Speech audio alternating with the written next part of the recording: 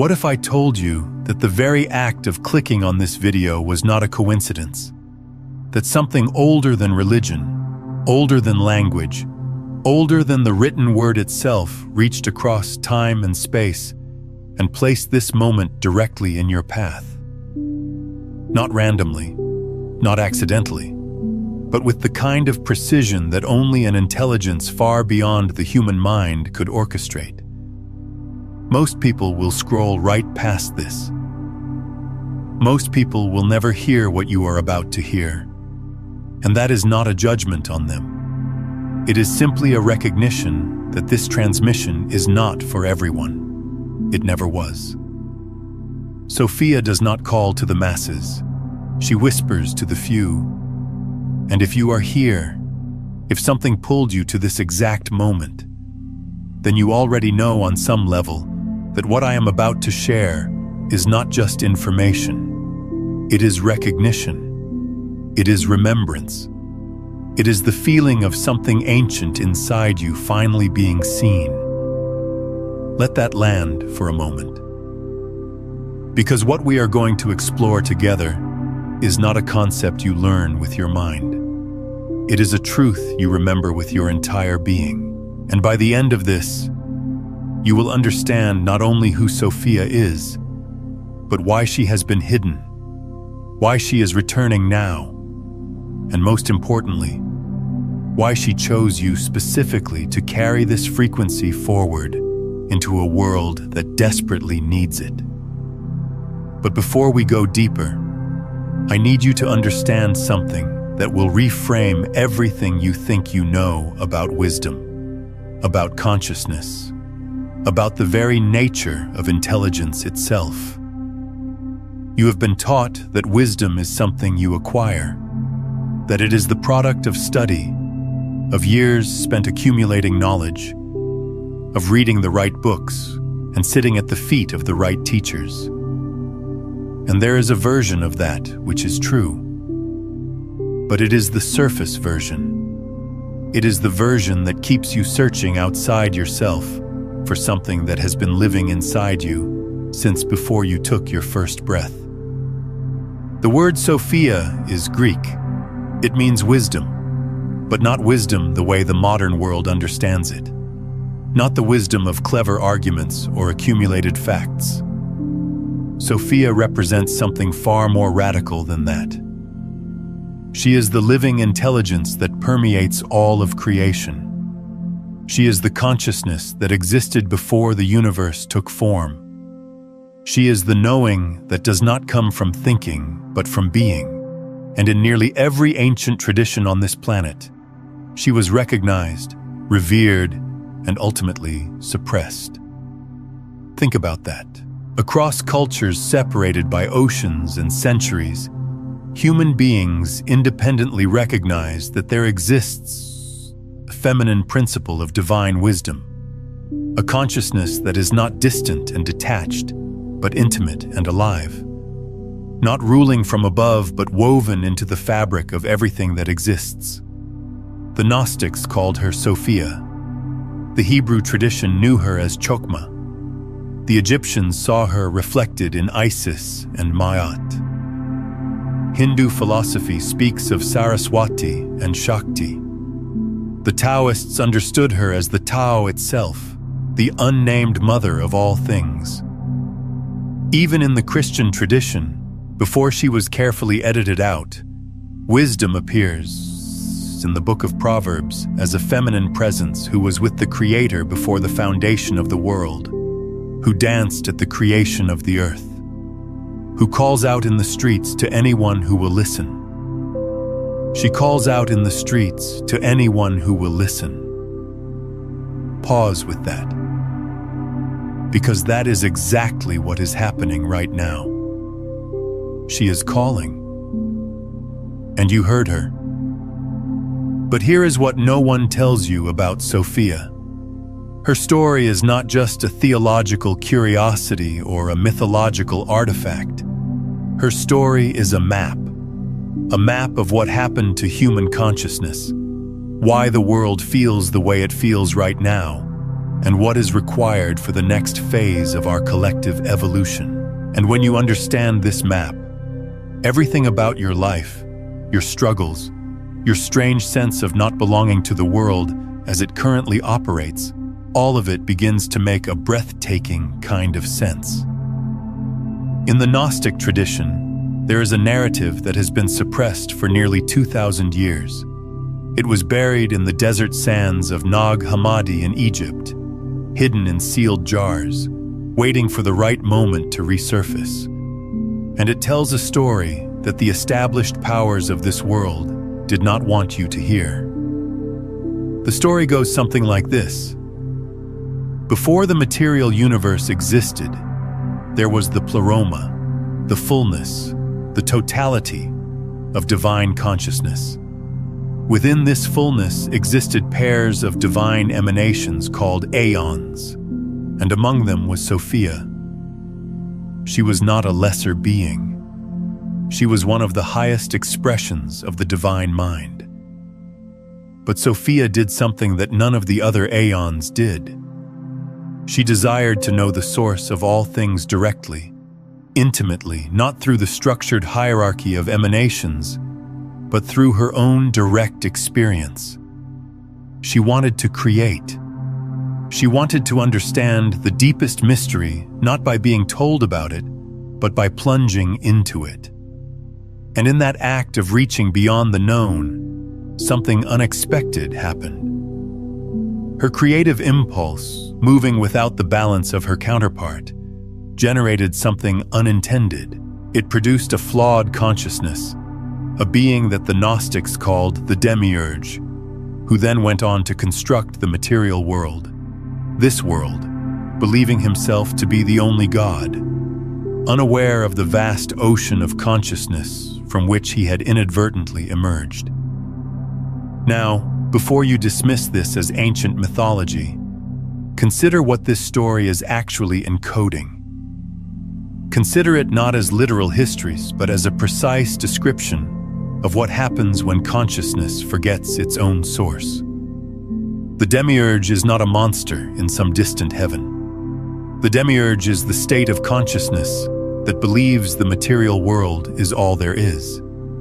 It is the mindset that says you are just a body, just a brain, just a collection of chemical reactions stumbling through a meaningless universe. It is the voice that tells you that power comes from control, that worth comes from accumulation, that reality is only what can be measured and weighed and sold. Does that sound familiar? It should, because that is the operating system that has been running human civilization for a very long time. And here is where the story becomes directly relevant to you, sitting here, watching this, right now. In the Gnostic narrative, Sophia does not abandon her creation. She does not retreat back into the pleroma and leave the material world to its confusion. Instead, she does something extraordinary. She sends sparks of her own light, fragments of her own divine consciousness, into the material world. She seeds the creation with pieces of herself. And these sparks of Sophia's light become embedded in certain human beings. Not all of them, some of them. The ones who would carry the capacity to remember. The ones who would feel, even in the densest darkness of material existence, that something is not quite right, that there is more, that the world as it presents itself is not the whole story. These are the ones who would feel a persistent ache that no amount of success or distraction could satisfy. The ones who would look at the systems of the world and feel a deep wrongness that they could not articulate. The ones who would be drawn to questions that most people never think to ask. The ones who would find themselves here, in this exact moment, listening to these exact words, feeling something stir in their chest that is older than their name. That is you. And I need you to understand that this is not flattery. This is not the kind of chosen one narrative designed to inflate your ego. In fact, it is precisely the opposite. Because being chosen by Sophia is not a reward. It is a responsibility. It is not about being special in the way the ego wants to be special. It is about being willing to do the work that most people will never do. The work of waking up inside a world that is designed to keep you asleep. The work of remembering who you are in a civilization that profits from your forgetting. If this is resonating with something deep inside you, take a moment to hit that like button and subscribe to the channel so you do not miss what comes next in this journey. Let me explain what I mean by that, because this is where it gets very real. Look at the world around you, not with cynicism, but with clarity. Look at how it is structured. Every major system, education, media, economics, even much of organized religion, is designed to keep your attention focused outward, to keep you consuming, to keep you comparing, to keep you in a state of perpetual lack, so that you will continue seeking fulfillment in the next purchase, the next achievement, the next external validation. This is not a conspiracy theory. It is simply how systems of control operate. They do not need to put chains on your body if they can put chains on your perception. And this is precisely what the Gnostic texts were warning about thousands of years ago. They called it the world of the archons, the rulers, the forces that maintain the illusion. Not necessarily as literal beings, though some traditions interpret them that way, but as patterns of consciousness, patterns of thought, programs running in the collective mind that keep awareness trapped at the surface level, identified with form, terrified of depth. The Archonic pattern says your worth is determined by what you produce. The Archonic pattern says reality is only what your five senses can detect. The Archonic pattern says you are separate from everyone and everything around you, and that separation is so fundamental that you must spend your entire life defending your tiny territory against a hostile universe. But Sophia's spark inside you knows differently. It has always known differently. And that knowing is why you have never been able to fully buy into the program. It is why you have felt like a stranger in a strange land. It is why, even in your most successful moments by the world's standards, there has been a quiet voice whispering, "This is not it. There is something more. Keep looking. Keep going deeper." That voice is not your imagination. That voice is not a malfunction. That voice is Sophia, speaking through the fragment of her consciousness that lives in you, calling you home to a reality that is more real than anything the material world has ever shown you. But here is the thing, and this is where most spiritual teachings fail you. Sophia does not want you to escape the world. She does not want you to retreat to a mountaintop and transcend physical existence. That would be a misunderstanding of her entire purpose. Remember, she sent her light into the material world deliberately. She embedded herself in matter on purpose, not because matter is a prison to escape from, but because matter is a canvas to transform. The physical world is not the enemy of spirit. It is spirit's chosen medium of expression. And you, carrying Sophia's spark, are here to demonstrate that. This is the integration that so many seekers miss. They get caught in one of two traps. Either they become entirely materialistic, denying any reality beyond what can be measured, or they become entirely spiritual, rejecting the physical world as an illusion to be transcended. But Sophia's teaching, the real teaching that was suppressed precisely because it is so powerful, is that the sacred and the material are not opposites.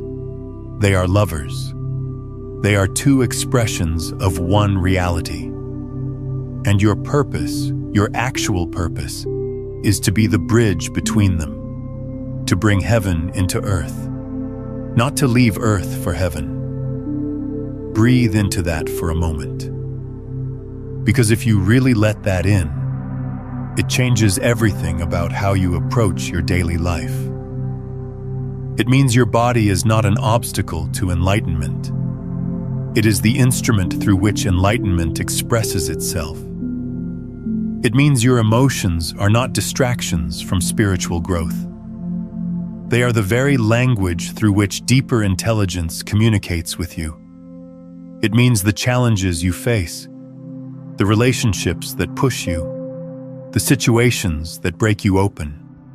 These are not punishments or random suffering. They are Sophia's curriculum. They are precisely calibrated opportunities for the light within you to grow stronger, more coherent, more capable of shining through the density of a world that has forgotten what it is. I want to pause here and ask you something. When did you first feel that quiet, knowing that the world as it presents itself is not the whole story? What was the moment when that deeper voice first broke through? Share it in the comments, because your story might be the exact thing another spark needs to hear right now. And this brings us to something that quantum physics has been pointing toward for over a century, something that the ancient Gnostics understood intuitively, but described in the language of myth rather than mathematics.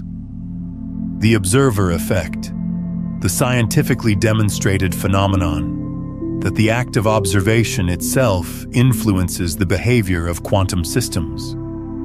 At the subatomic level, particles do not exist in definite states until they are observed. They exist as probability waves, clouds of potential, until consciousness interacts with them and collapses them into specific, manifest reality. Read that again with Sophia's story in mind.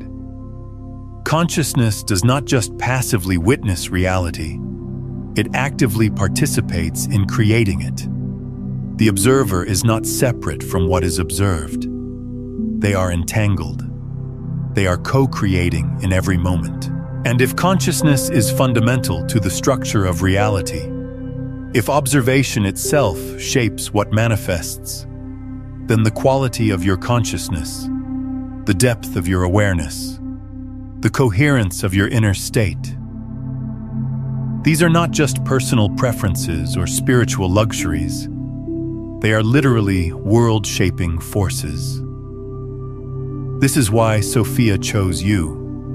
Not because you are perfect, not because you have it all figured out, but because you have the capacity, the willingness, the inner architecture to hold a quality of consciousness that can actually shift what manifests in the collective field. Every time you choose awareness over reaction, every time you meet your own shadow with compassion instead of denial, every time you refuse to collapse into the fear-based narratives that the world constantly broadcasts, you are doing something far more significant than you realize. You are acting as one of Sophia's sparks, bringing coherent light into an incoherent field. You are literally changing the probability waves of collective reality through the quality of your individual observation. This is not metaphor. This is the intersection of ancient wisdom and modern physics, and it points to a truth so profound that entire empires have been built on keeping it hidden from you. You are not a passive recipient of reality. You are a generator of it, and the wisdom that Sophia represents, the living intelligence that flows through your deepest knowing, is the technology through which this generation occurs. But let us go even deeper, because understanding this intellectually is only the first step. And Sophia is not interested in what you understand with your mind. She is interested in what you embody with your entire being. There is a concept in quantum field theory that I find endlessly illuminating when applied to consciousness. It is the idea of field coherence. In physics, when waves align, when they come into phase with one another, their combined amplitude increases dramatically. A laser is a perfect example. Ordinary light scatters in all directions, diffuse and relatively weak. But laser light is coherent. All the waves are aligned, moving in the same direction, in the same phase. And that coherence gives it extraordinary power. Power to cut through steel. Power to carry information across vast distances. Power to do things that ordinary, scattered light could never do. Your consciousness works the same way. When your thoughts, emotions, beliefs, and actions are scattered, pulling in different directions, contradicting each other, you are like ordinary light. Diffuse, unfocused, easily absorbed by whatever environment you happen to be in. But when your inner world comes into coherence, when what you think, what you feel, what you believe, and what you do all align around a single frequency of truth, something extraordinary happens. You become like a laser. Your consciousness gains a penetrating power that can cut through the densest illusions. Your presence begins to affect the field around you in ways that cannot be explained by ordinary cause and effect. Synchronicities multiply. The right people appear. Obstacles dissolve or reveal themselves as doorways. Reality itself seems to reorganize around your coherent signal. This is not magical thinking. This is field dynamics applied to consciousness. And it is exactly what the ancient wisdom traditions were pointing toward when they spoke of enlightenment, of awakening, of gnosis. They were describing the state of inner coherence in which Sophia's spark within you burns so brightly, so steadily, so aligned, that it becomes a beacon, a signal, a frequency that other sparks can recognize and resonate with. And this is where the real meaning of being chosen becomes clear. Sophia did not choose you so that you could feel special. She chose you so that you could become coherent, so that you could do the inner work necessary to align your scattered light into a focused beam of conscious awareness. And in doing so, become a point of coherence in the collective field that helps others remember what they have forgotten. This is the real work, and it is not glamorous. It does not look like floating above the world in a state of perpetual bliss. It looks like sitting with your pain without running from it. It looks like questioning the beliefs you inherited without knowing what will replace them. It looks like feeling the full weight of your humanity, your grief, your rage, your longing, your tenderness, and letting all of it be fuel for transformation rather than reasons for collapse. Sophia's wisdom is not the wisdom of escape. It is the wisdom of descent. It is the willingness to go down into the depths of your own experience, into the places you have been avoiding, into the shadows you have been pretending do not exist, and to bring the light of conscious awareness into those hidden rooms. Not to fix them, not to make them pretty, but to love them, to include them, to recognize that every part of you, even the parts you have judged and rejected, carries a piece of the intelligence you need to become whole. This is what the alchemists called the great work, the transformation of lead into gold. But they were never talking about literal metals. They were talking about consciousness. They were talking about the process by which the dense, heavy, unconscious material of your psyche is transmuted through the fire of awareness into something luminous, something coherent, something that can hold the full spectrum of human experience without fragmenting. And Sophia is the guide for this work. She always has been. In every tradition where she appears, she is associated with the descent, with going down before you go up, with finding wisdom not in the heights of abstract transcendence but in the depths of embodied experience. The Sumerian goddess Inanna descended into the underworld and was stripped of everything before she could be reborn. Sophia herself, in the Gnostic narrative, fell from the pleroma into the chaos of matter. These are not stories of failure. They are stories of the only path that leads to genuine transformation, the path that goes through, not around. And you know this path. You have been walking it, even if you did not have a name for it. Every dark night of the soul you have endured, every identity that crumbled beneath you, every moment when the ground disappeared and you were left suspended in the void of not knowing. That was Sophia's initiation. That was her refining fire. And the fact that you survived it, that you are here, still seeking, still open, still willing to go deeper, is the proof that her spark within you is strong enough to do what it came here to do. Tell me in the comments, what is the one thing you have been resisting that you now realize might be Sophia's curriculum for your next transformation? Sometimes naming it is the first step toward turning toward it. So let us talk about what that actually looks like in practice. Because Sophia is not interested in philosophy for its own sake. She is interested in lived wisdom, embodied truth, the kind of knowing that changes how you move through the world, not just how you think about it.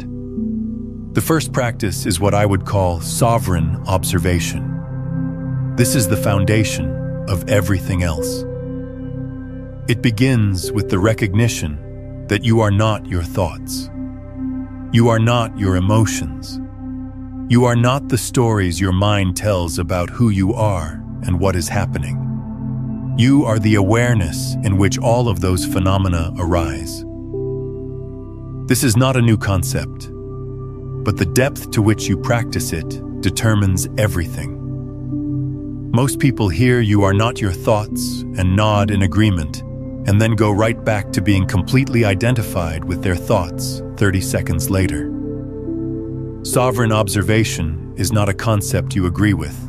It is a muscle you develop. It is the practice of, moment by moment, choosing to rest in the awareness that is watching, rather than getting swept away by what is being watched. And here is why this matters so much in the context of Sophia's teaching. When you are identified with your thoughts, you are operating within the demiurge's reality. You are living inside the constructed world, the matrix of conditioned perception, reacting to stimuli according to programs you did not write.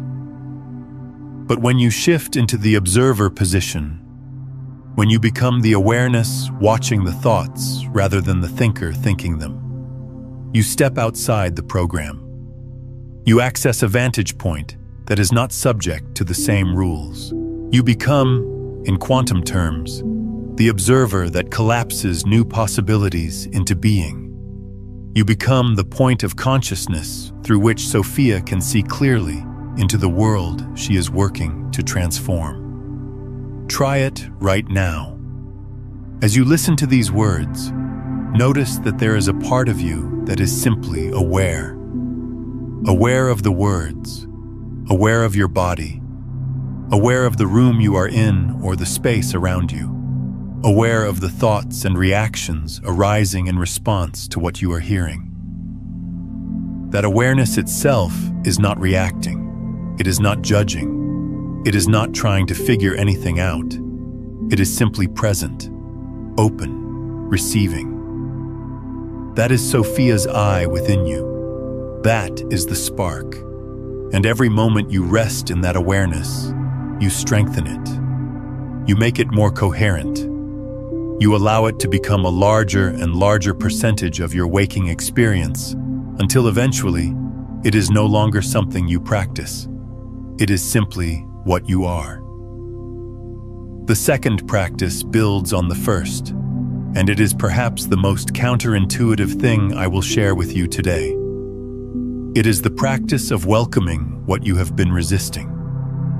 Every human being carries unprocessed material, emotions that were too overwhelming to feel at the time they arose, experiences that were too painful to fully integrate, aspects of yourself that were rejected because they did not fit the image you were trying to maintain. This unprocessed material does not disappear just because you ignore it. It goes underground. It becomes the shadow. And from the shadow, it runs your life in ways you cannot see, precisely because you are not looking. Sophia's wisdom teaches that the shadow is not your enemy. It is your treasure. It contains the very energy, the very intelligence, the very power that you need for your next level of evolution. But that energy is locked up, frozen in patterns of avoidance and resistance. And the only way to liberate it is to turn toward it with the same quality of sovereign observation we just discussed. Not to analyze it, not to fix it, not to make it go away, but to meet it, to be present with it. To say to the parts of yourself you have been running from, I see you. I am here. You are welcome. This is not easy. In fact, it is the hardest thing a human being can do. It is far easier to meditate on light and love and transcendence than it is to sit with the grief you have been carrying since childhood. It is far easier to affirm abundance and positivity than it is to face the rage that lives beneath your carefully constructed spiritual persona. But Sophia is not interested in easy. She is interested in real. And real transformation always involves the descent into what has been denied. When you do this work, something remarkable happens. The energy that was bound up in resistance and avoidance becomes available to you. You do not just feel lighter. You become more powerful, more creative, more magnetically coherent, because you are no longer spending enormous amounts of unconscious energy, keeping parts of yourself locked away. That energy is freed, and it flows naturally toward whatever your deepest truth is calling you to create. This is the alchemy. This is the lead becoming gold, not by rejecting the lead, but by loving it so completely that it transforms. The third practice is what I call frequency anchoring, and this is where the quantum dimension of Sophia's teaching becomes very practical. You already know, on some level, that you are an energetic being. You know that your state of being, your mood, your emotional frequency, affects your experience of reality. When you are in a state of fear, the world looks threatening. When you are in a state of love, the same world looks beautiful. The external circumstances may not have changed at all. What changed was your frequency. And that frequency shift literally altered what you were capable of perceiving, and therefore what you were capable of experiencing. Frequency anchoring is the deliberate practice of choosing your state of being rather than letting it be chosen for you by external circumstances. It is not positive thinking. It is not pretending everything is fine when it is not. It is the practice of finding, within yourself, the frequency that is most aligned with your deepest truth, and returning to it again and again throughout the day, regardless of what is happening around you. For some people, that frequency feels like deep peace. For others, it feels like quiet joy. For others, it feels like fierce love. For others, it feels like unshakable clarity. There is no one right frequency. The right frequency is the one that feels most authentically, most deeply, most undeniably you. Not the you that the world shaped, not the you that your conditioning created, the you that exists beneath all of that, the you that Sophia placed her spark within.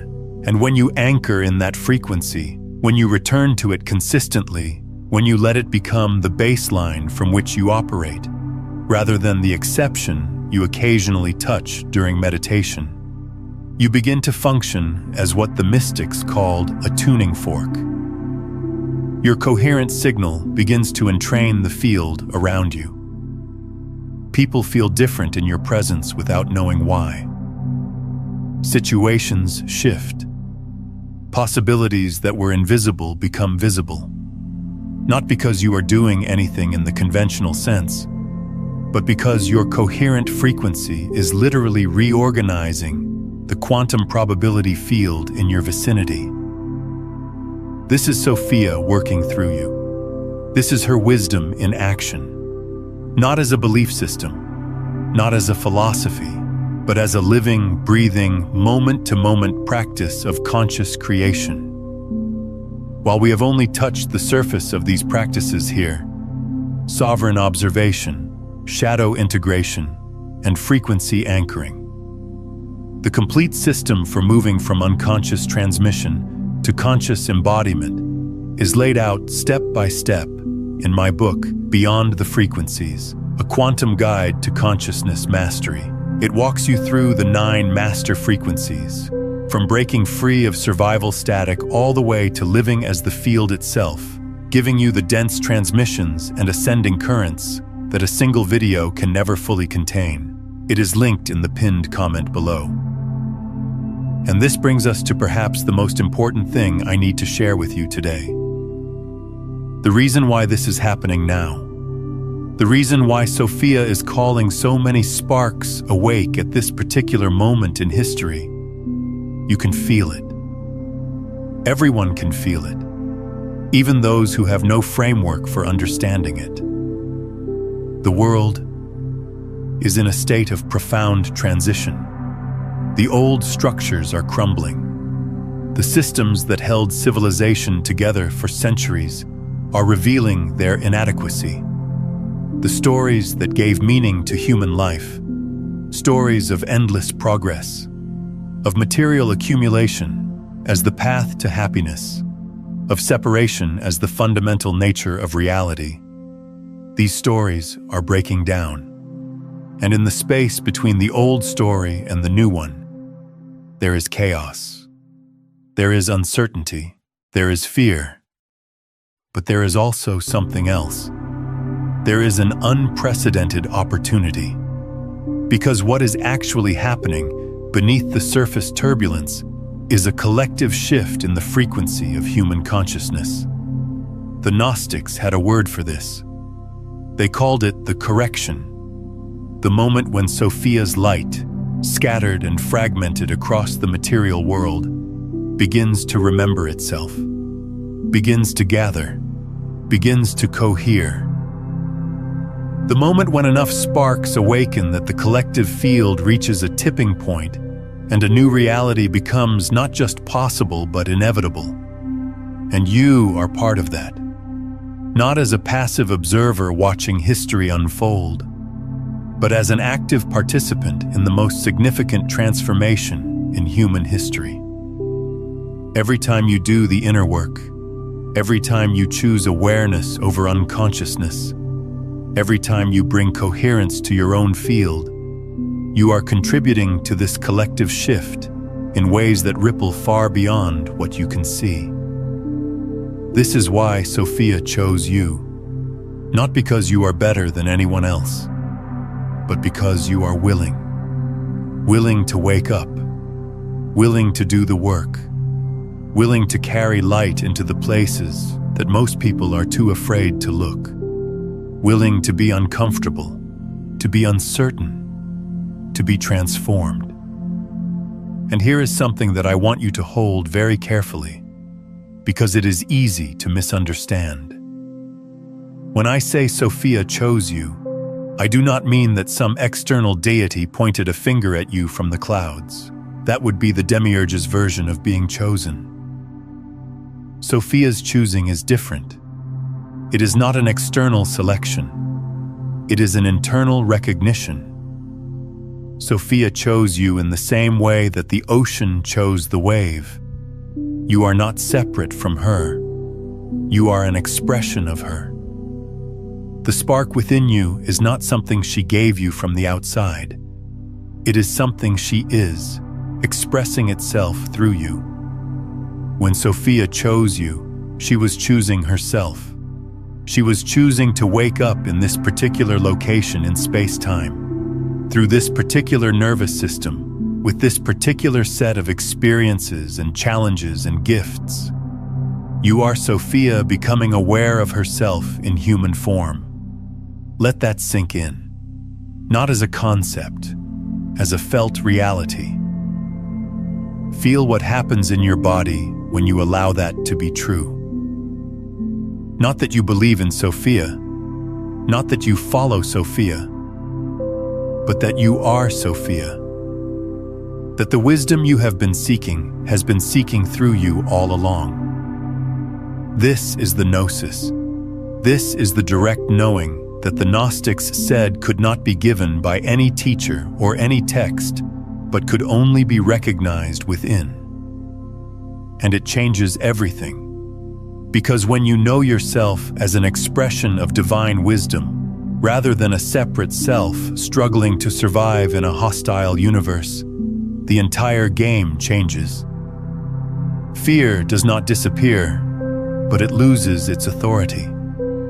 Suffering does not vanish, but it reveals its purpose. The world does not become perfect, but it becomes transparent. You can see through it to the intelligence that is orchestrating everything, and you recognize that intelligence as your own deepest nature. This is what it means to be chosen by Sophia. It means you are ready to stop seeking and start being. Ready to stop asking for wisdom and start being wisdom. Ready to stop waiting for the world to change and start being the change at the level of consciousness where change actually originates. And I want to address something that might be arising in you right now. A doubt, a resistance, a voice that says, "Who am I to claim this? Who am I to say I carry divine wisdom? I am just a person. I have flaws. I have failures. I have days when I can barely get out of bed, let alone transform collective consciousness." That voice is not wrong about the facts. You are a person. You do have flaws. You do have difficult days. But that voice is wrong about what those things mean. Because Sophia did not choose you despite your humanity. She chose you because of it. Your flaws are not obstacles to her work. They are the raw material for it. Your struggles are not evidence of your unworthiness. They are the friction that generates the heat of transformation. Your darkness is not the absence of her light. It is the very place where her light is needed most, and therefore the very place where it shines most powerfully. The cracked places are where the light gets in. You have heard that before, but hear it now in the context of everything we have been exploring. The cracks in your carefully constructed identity, the breaks in your conditioned patterns, the ruptures in your comfortable beliefs. These are not damage. They are openings. They are the places where Sophia's light can finally penetrate the density of unconscious conditioning and illuminate what has been hidden. So do not wait until you are healed to begin this work. Do not wait until you are worthy. Do not wait until you have figured it all out. That waiting is itself the final trick of the demiurge, the last strategy for keeping you asleep. It whispers, "Not yet. You are not ready. You need to fix yourself first. And while you are busy trying to fix yourself, life passes and the spark remains dim and the world remains unchanged." Sophia says something different. She says, now. She says, as you are.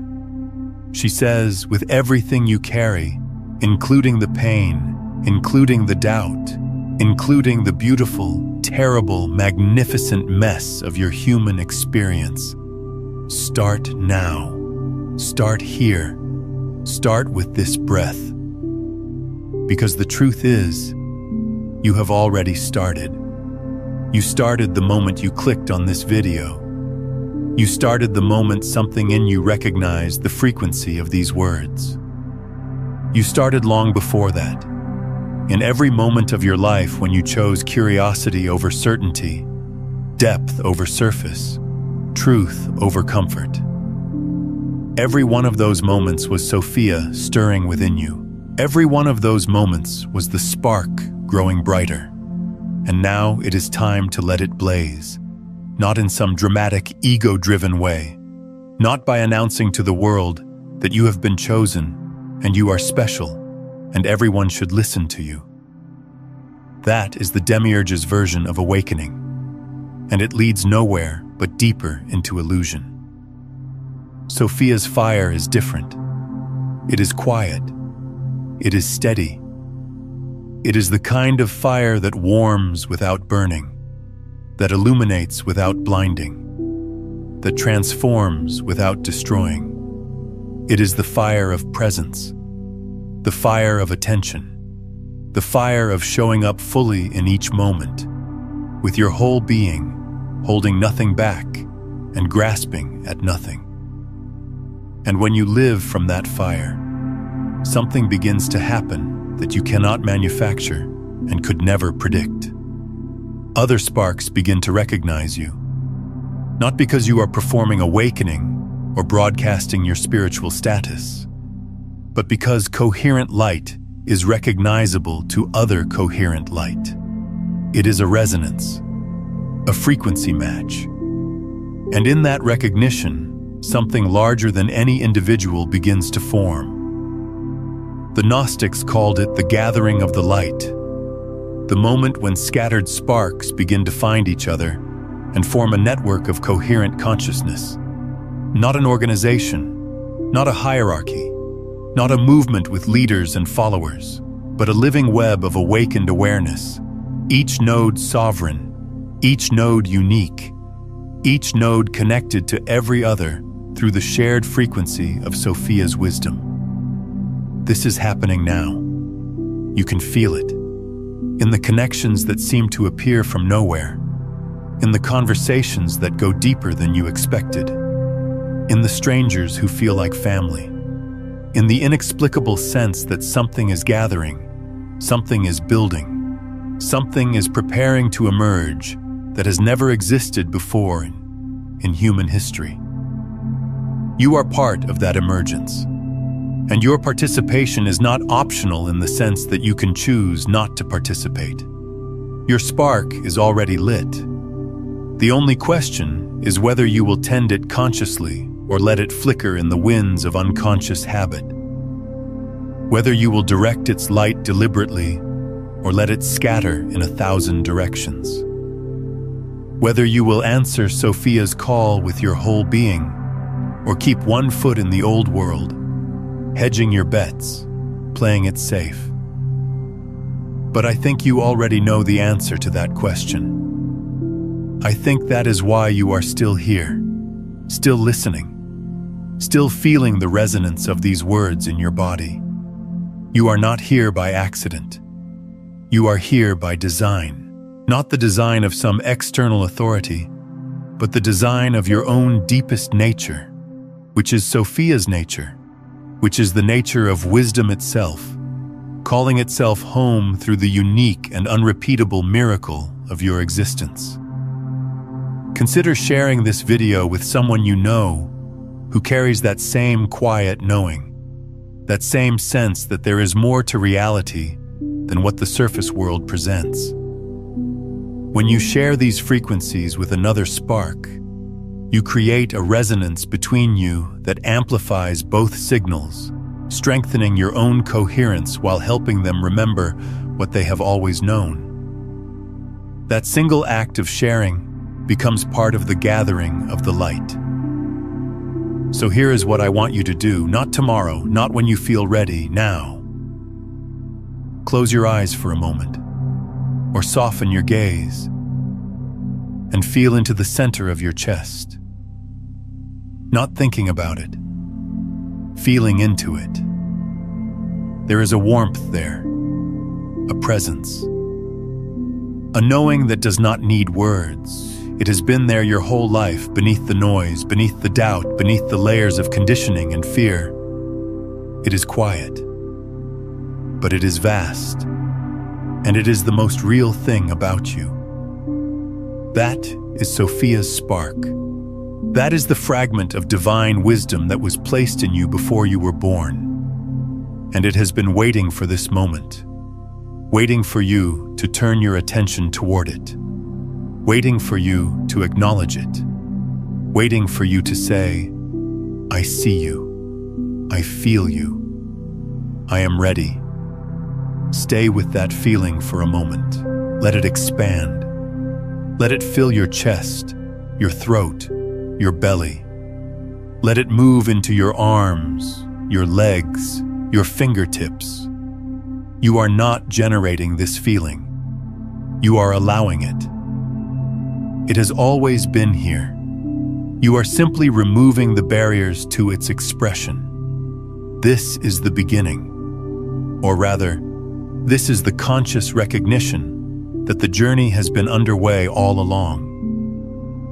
Every experience you have ever had, every joy and every heartbreak, every triumph and every failure, has been Sophia refining her spark within you, preparing you for this moment, the moment when you stop looking for wisdom and start living as wisdom.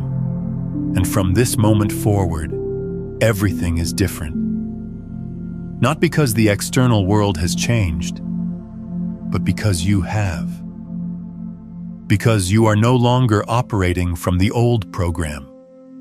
You are operating from the spark, from the coherent light of conscious awareness that is your true nature and your true power. The world needs this, not in some abstract theoretical way, in the most concrete, urgent, practical way imaginable. The world needs human beings who are operating from coherent consciousness, who are not reactive but responsive, who are not driven by fear but guided by wisdom, who are not competing for scraps of external validation but generating genuine value from the infinite source within. Every system on this planet that is failing, and many of them are, is failing because it was built on the demiurge's operating system, on the assumption of separation, on the belief that consciousness is a byproduct of matter rather than the ground of all being. These systems cannot be fixed from within their own logic. They can only be transcended by a new quality of consciousness. And that consciousness is what Sophia is awakening in you. You do not need to save the world. That framing is still the old paradigm, still the hero's journey as the ego imagines it. What you need to do is far simpler and far more radical. You need to be fully, coherently, unapologetically yourself, the self that exists beneath the masks, the self